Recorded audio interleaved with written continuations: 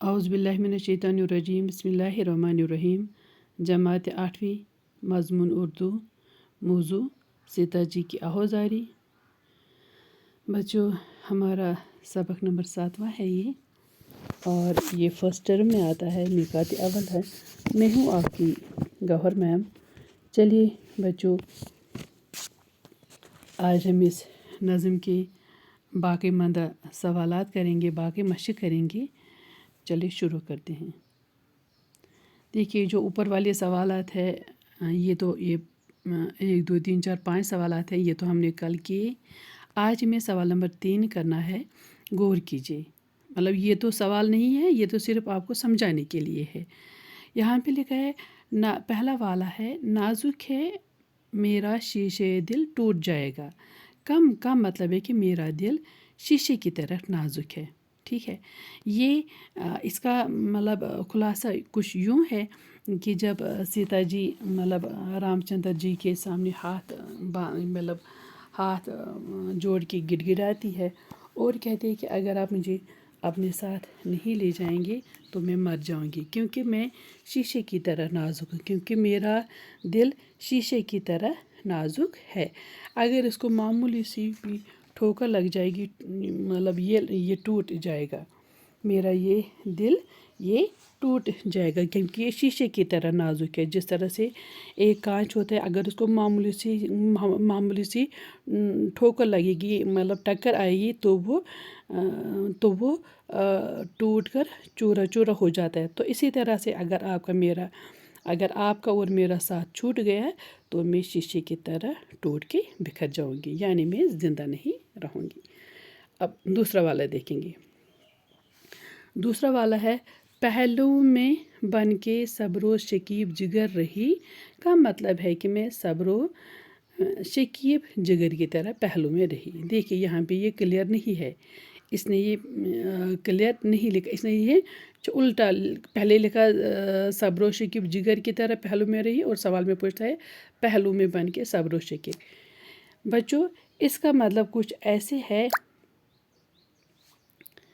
کہ یہ یہاں پہ بھی یہ سیتا جی رام چندر جی سے کہتی ہے کہ میں تو ہمیشہ آپ کے ساتھ، میں تو آپ کے جسم کا حصہ ہوں، میں تو شام و سحر صبح شام آپ کے ساتھ آپ کی آنکھوں میں رہتی ہوں پتلی بن کر۔ جس طرح سے ہماری آنکھ کا ایک بہت ہی اہم حصہ ہوتا ہے پتلی، ہم اس کے بغیر کچھ نہیں دیکھ سکتے، تو اسی طرح سے میں آپ کی آنکھوں میں سمائی ہوں، اور میں آپ کے ساتھ ہمیشہ آپ کے جسم میں، آپ کے پہلو میں، آپ کے جگر کا صبر و قرار بن گئی ہوں، یعنی کہ میں آپ کے ساتھ صبر و سکون کے ساتھ رہوں گی۔ جس طرح سے ہمارے اندر والے مطلب اجزاء ہمارے جسم میں آرام سے قرار لیے ہوئے بیٹھے ہیں، تو اسی طرح سے میں آپ کے ساتھ آپ کے جگر کی طرح صبر و سکون کے ساتھ بیٹھی ہوئی ہوں، یعنی کہ میں آپ کو چھوڑ کے نہیں جا سکوں، مجھے آپ کے بغیر چین قرار نہیں آئے گا، میں آپ کے پہلو میں رہوں گی، آپ کے ساتھ رہوں گی، تبھی تو مجھے اپنے جگر کا سکون میسر ہوگا۔ تیسرا والا ہے بچوں، کھس پوش جھونپڑا مجھے ہوگا صنم کدا۔ کا مطلب ہے کھس پوش جھونپڑا میرے لیے آرام میں صنم کدا کے معنی ہوگا۔ شاباش۔ یہاں پہ بھی ہے، کہتے ہیں کہ اگر آپ مجھے جنگل میں چھوٹے چھوٹے گھاس کے تنکوں کے ایک معمولی سے جھونپڑے میں رکھو گے تو وہ جھونپڑا میرے لیے جھونپڑا نہیں ہوگا، وہ میرے لیے ایک بت خانہ ہوگا، کیونکہ جس طرح سے مطلب انسان کو اپنے اپنے مذہب کے مطابق اپنی اپنی عبادت گاہوں میں آرام ملتا ہے، وہاں پہ سکون ملتا ہے، وہاں پہ وہ خوش ہوتا ہے، تو اسی طرح سے میرے لیے یہ گھاس پھوس کے تنکوں کا جھونپڑا میرے لیے ایک صنم کدہ ہوگا، ایک مندر ہوگا، اور وہاں پہ مجھے آرام ملے گا، وہاں پہ میں آرام سے آپ کے ساتھ خوش رہ سکتی ہوں۔ مجھے آپ محل میں چھوڑ کے مت جائیے، میں علم کدہ ہو جاؤں گی، میں رنجیدہ ہو جاؤں گی، آپ مجھے اپنے ساتھ لے جائے، میں گھاس پھوس کے جھونپڑے میں آرام سے خوشی کے ساتھ رہ سکتی ہوں۔ شاباش۔ پھر ہے یہاں پہ ا ب اور ج پارٹ، یہ سب تشبیہ کے مختلف طریقے ہیں۔ اس نظم میں اور مصرے تلاش کیجیے جن میں تشبیہ کا استعمال کیا گیا۔ بولتے ہیں دیکھو یا اوپر لکھا ہے نا نازک ہے میرا دل شیشے، تو اس پہ مطلب پہلے والے میں جب ہم پہلے والے پہ جائیں گے نازک ہے میرا شیشے دل ٹوٹ جائے گا، تو یہاں پہ سیتا جی کے دل کو شیشے سے تشبیہ دی گئی ہے۔ تو دوسرے میں پہلو میں بن کے صبر و شکیب جگر رہی، یعنی پہ یہاں پہ جگر کو قرار و سکون کے ساتھ تشبیہ دی گئی ہے۔ خسپو جومڑا مجھے ہوگا صنم قدر، یہاں پہ اس معمولی سے جومڑے کو بت کھانے کے ساتھ تشبیہ دی گئی ہے۔ تو اسی طرح سے یہ بولتا ہے کہ اس نظم میں اور بھی مصرے ہوں گے اور ان مصروں میں کیا ہوگا تشبیہ دی گئی ہے، تو آپ وہ ڈھونڈ لیجئے۔ میں آپ کو یہاں پہ ایک بتاؤں گی، دیکھیے یہاں پہ ہے پہلا والا ہی، ہمرا اپنے بن کو مجھے ناتھ لے چلو، ریکھا تمہارے چرنوں کی ہوں ساتھ لے چلو، یعنی کہ یہاں پہ سیتا جی کو تشبیہ کن سے دی گئی ہے؟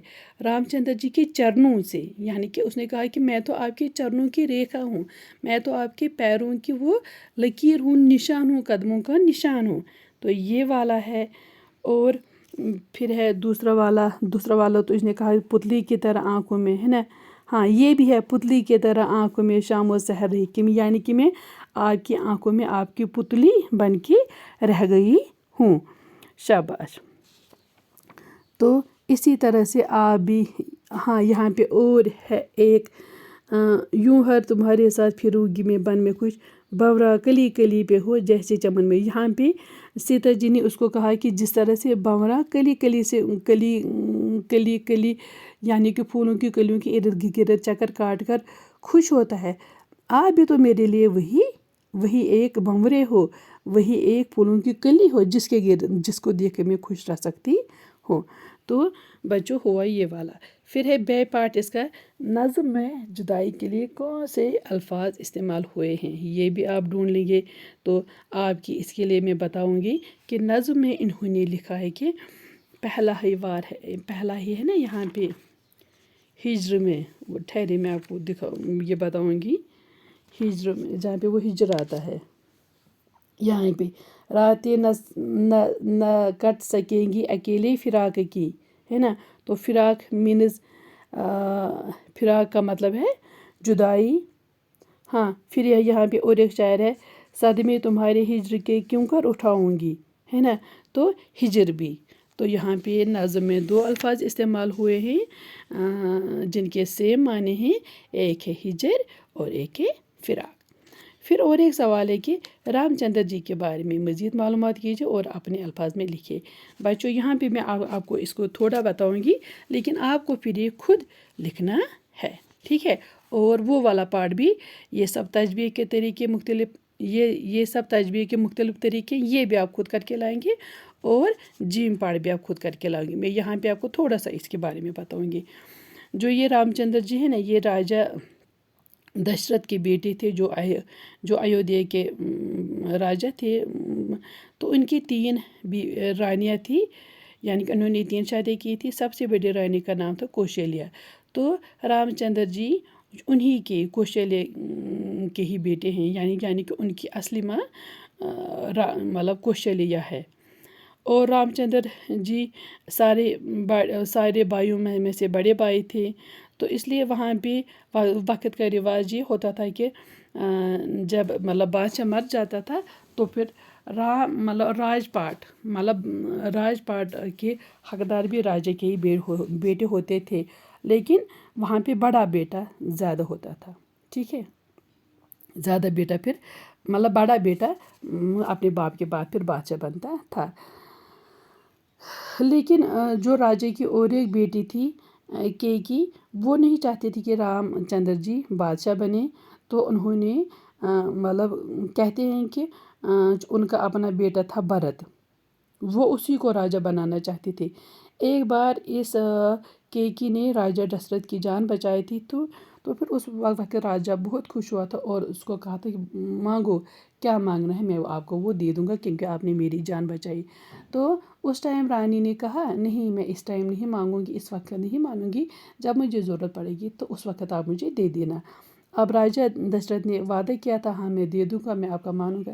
تو اب اس وقت اس چھوٹی رانی نے کہا کہ آپ میرے بیٹے کو بادشاہ بنا لیجیے اور رام چندر جی کو آپ جنگل بنواس بھیج دیجیے 14 سال کے لیے.